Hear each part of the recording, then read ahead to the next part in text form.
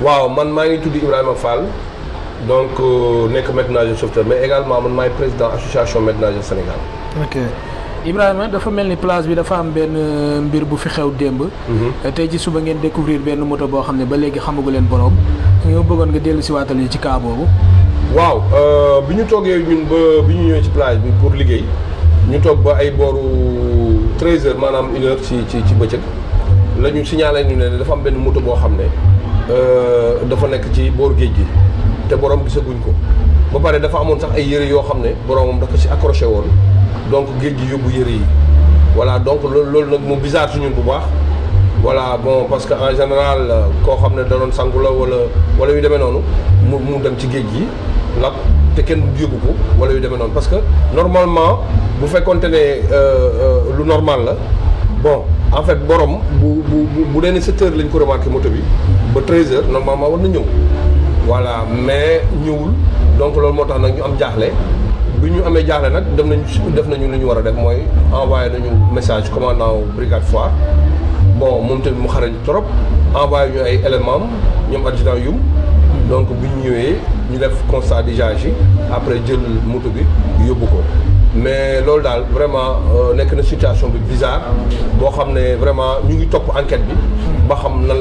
lay joxe parce que aussi même bu dul cas de noyade sax kooku mën na sàcc moto bi ñëw sànni ko fi daw wala yu demee noonu pour bañ ñu jàpp ko wala ñu dàq ko mu mënatul dem donc mu daw bàyyi fi moto bi yooyu yëpp lu mën a nekk la mais en tout cas enquête gendarmerie mën na déterminer li nga xam ne moom moo xew. kañ ngeen ko découvrir ban heure. bon ñun ñu ngi ko man ñu ngi ma signalé ay booru 13h mais ñi ko découvrir mooy maanaam footballkat yi ñoom 7h du matin lañ ne moto bi mu fi depuis 7h du matin kon boobu bi moto bi ñu koy gis boobu teel na. parce que en général 7h du matin donc nit ñi du ñu dox lu bari ci plage bi parce que dafay xaw a am vent day xaw a sedd. voilà donc sportif yi rek daanaka ñoom ñooy wàcc heure boobu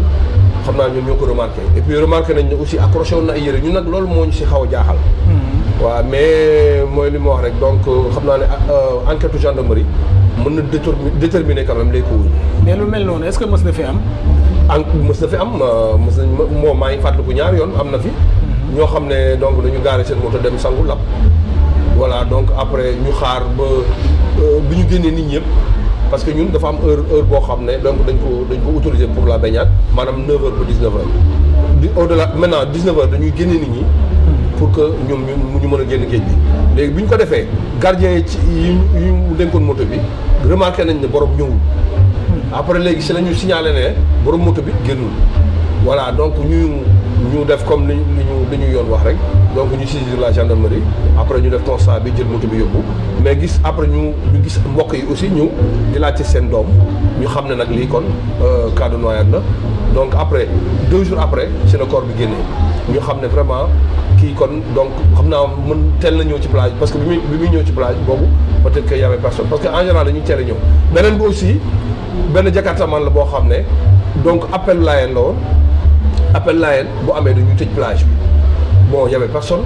amul surveillance amul dara léegi kooku ñëw Pël Fuuta la ba Guinéen la donc mu ñëw gaare ànd ak ay xaritam bi sax déjà am na benn film boo xam ne filmé na ko ba bi muy làpp voilà donc loolu mooy sax confirmé ne borom moto bi lab na parce que filmé na ko ba lab bi di am ba ngeen gisatu ko donc film bi mu ngi si ñun ba léegi donc loolu tamit donc ay cas la yu ñu remarqué au niveau des plages ñu ñaax nit ñi rek ne plage dafa am toujours lu ñuy owee recommandation ak ay interdiction maanaam lu ñuy digle ak lu ñuy tere te li ñuy tere bokk na si boo ñëwee ci plage boo xam ne fekkoo fa surveillance je pense que li nga war a def mooy nga bañ a sangu parce que moom muy ëpp jàmm surtout si niveau grande côte bi nga xam ne la mer elle est agitée bi géej gi dafa yëngatu daanaka sax géej gi góor gi lañ koy tuddee ndax li mu yëngatu moo tax daal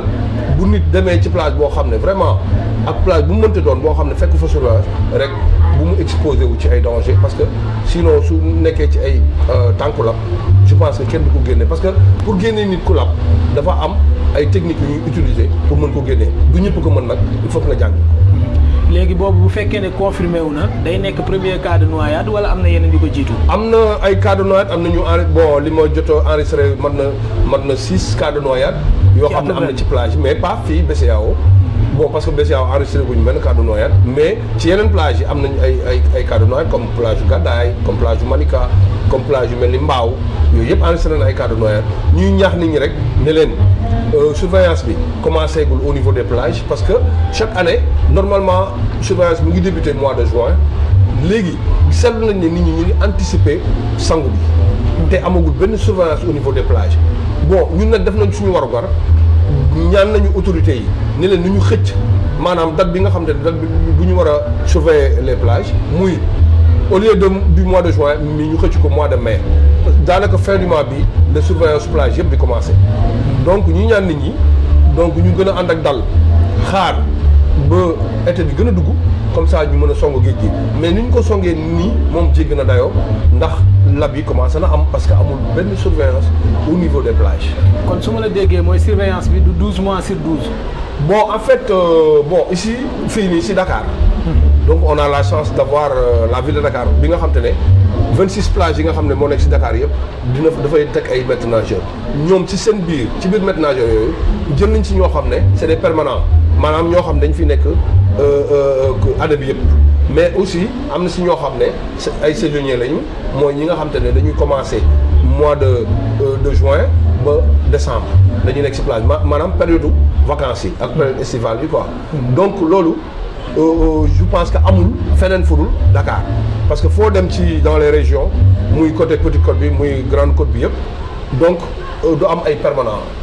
au niveau des plages fii rek ci Dakar rek la am maanaam boo demoon ay Ngor wala nga ñëw BCEAO wala nga dem feneen donc di nga am ñoo xam ne donc di nga leen fa fekk toute l'année mais du plage yëpp malheureusement. léegi ñooñu sa 4 mois rek moom la ñuy surveiller plage bi. voilà ay bon normalement fii bu ñu commencé juin juillet août septembre octobre novembre décembre dinañ ko surveiller 7 mois. chaque année mais fii ci Dakar comme li ma la wax am na ay permanents yoo xam ne donc ñoom ñu ngi surveiller les plages toute l'année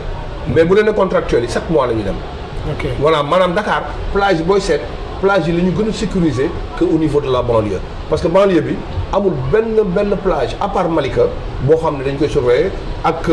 plage bi nga xam ne mooy Mali bu nga xam ne sapeur pompier yi dina am benn prépositionnement boo xam ne ñu ngi ko fay def pour def prévention c'est pas pour la surveillance des plages mais pour def prévention parce que foofu déjà ñun ñu ngi xool naka la ñuy def ak les collectivités territoriales mooy mairie yi nga xam dañu am façade maritime donc pour mettre en place un dispositif sécuritaire de maîtres nageurs mais avant cela jàpp nañ ne nit ñi dañoo war a gën a conscient ci danger yi parce que plage bu amul surveillance je pense que boo fa demee sa bakkan dafay nekk ci xottu gerte parce que bu boobaa mën nga exposer à des dangers de noyade parce que képp koo xam ne donc yaa ngi nekk ci tànku lab ku la mënul bu dul maître nageur bu loolu sapeur-pompier du ñu risquer pour jël la donc loolu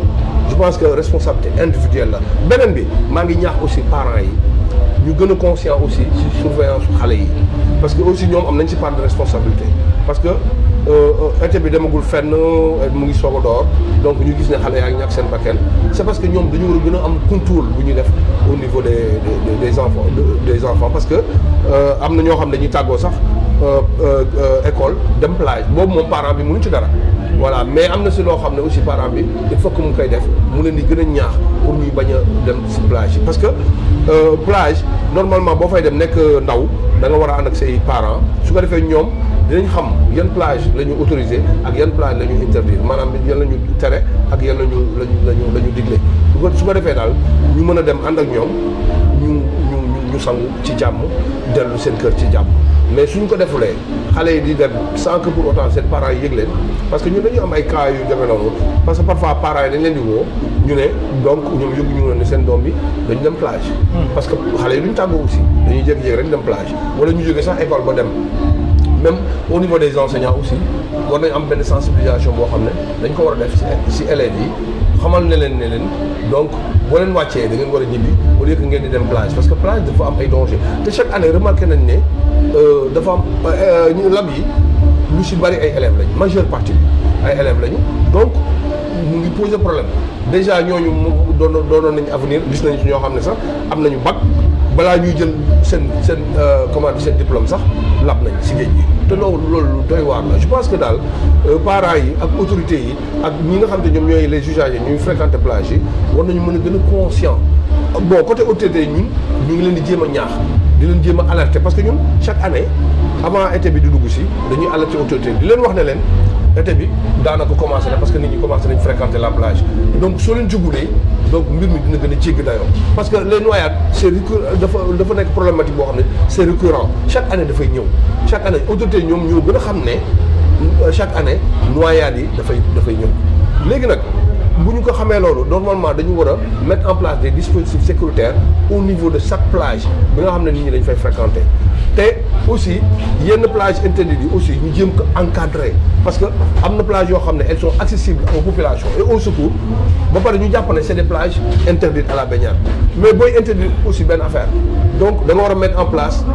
ay panneaux de signalisation pour wax ne nit ñi fii dañ ko tere mais loolu la ñu gisul ci plage yi plage booy interdite defal loo xam ne da koy mandarga bu ko defee kii dugg ci plage bi nga xam ne fii dañ koy tere mais amul benn plage boo xam ne mu ngi nekk au niveau de la banlieue ñu interdit ko ba pare teg fa matérialiser ko ak ay panneaux de signalisation te léegi nag ki xamul moom bu ñëwee day yaakaar na fii plage la boo xam ne dañ fii sangu alors loolu nag nekkatu sa responsabilité maanaam responsabilité autorité bi la parce que la sécurisation des plages aussi ma fàttali ne c'est une compétence transférée maanaam état bi daf ko jël dénk ko collectivité territoriale yi nga xam ne dañoo am façade maritime maanaam maire yi nga xam ne ñoom dañoo jàkkaarloo géej maire bu ci nekk responsable nga ci sa plage parce que maire yi ñoom le pouvoir bi jox ñu aménager la plage ñu mettre en place des panneaux de signalisation wane ne dañ ko autoriser wala dañ ko interdire alors ba pare recruter des maîtres nageurs sauveteurs envoyer leen sur le terrain ba pare utal leen ay miradors yoo xam ne mën nañ fa toog di surveiller les plages loolu responsabilité maire yi la. léegi bu ñu dellu siwaatee ci cas bi fi am ginnaaw bi gendarmerie ñëwee ba def constat bi ba pare ban retour ngeen ci am. waaw gendarmerie nag sànq lañ fi jógee bon en fait ñu ngi def seen enquête xëy na parce que pour identifier même parce que moto yi en général dañu am plaque d'immatriculation donc léegi pour identifier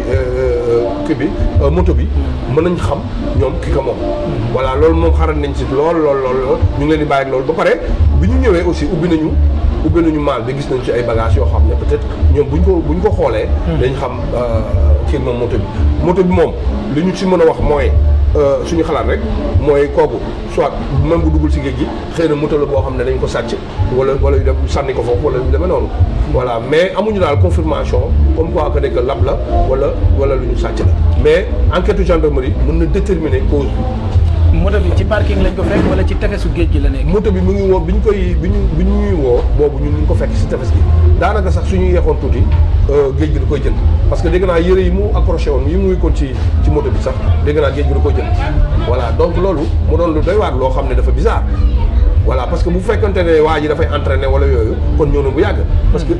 7 heures ba 13 heures loolu entraînement mënoo ko ci def. mais est-ce que foofu aussi dañ fay faral di garer ay moto. non bon lii c'est rare expliqué naa la ñaari cas yu ñu amoon. kenn ki ci kaw la gaare woon moto bi dugg dem sangu géej lap keneen ki si tefes gi aussi kii tamit loolu la def dafa dem gaare moto bi si tefes gi donc kenn xamul ci fan la nekk. loolu daal lu bizarre la mais enquête gendarmerie mën na déterminer quand même li xew. ok ñu ngi lay jaajëfal Cheikh bi. ñu ngi leen di jaajëfal bu baax waa Wassare di rafetlu aussi seen liggéey parce que chaque année aussi yéen a ngi ñuy jàppale ci lii nga xam te mooy sensibilisation bi ci la recrudescence des cas de noyade ñu ngi leen di jaajëfal bu baax. merci beaucoup.